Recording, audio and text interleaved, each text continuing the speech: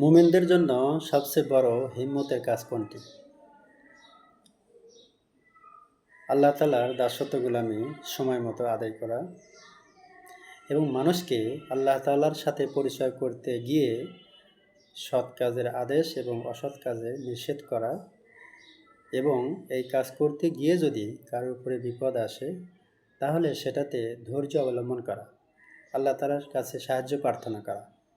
এটা হলো সবচেয়ে বড় হিম্মতের কাজ। আসুন আল্লাহ তাআলার শ্রেষ্ঠ মাখলুক হিসেবে আমাদের উপর অর্পিত যে দায়িত্ব সৎ কাজের আদেশ করা, অসৎ কাজ থেকে নিষেধ করা, এটা আমরা জীবনভর করতে থাকি। আরেক জায়গায় আসছে যে মানুষ যখন কোনো অন্যায় করতে দেখে তখন হাত দ্বারা সেটাকে প্রতিরোধ করতে হবে।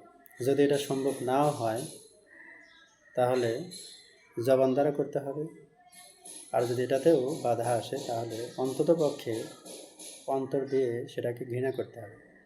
সুতরাং শ্রেষ্ঠ মাখলুক হিসেবে আমাদের উপরে অর্পিত যে দায়িত্ব আল্লাহ তাআলা দিয়েছেন এবং রাসূল করিম সাল্লাল্লাহু আলাইহি সাল্লাম নবুয়ত প্রাপ্ত হওয়ার পর থেকেই যে দায়িত্বটি পালন করেছেন, যে কাজগুলো করেছেন সেগুলোকে আমাদের গুরুত্ব হিসেবে মনে করা, নিজের জিম্মাদারি অনুযায়ী সেটাকে পালন করা। আল্লাহ তাআলা আমাদেরকে আল্লাহ তাআলা রাসূল অর্পিত যে দায়িত্বগুলো দিয়েছেন সেগুলো আমাদেরকে পালন করার মতো তৌফিক দান করা।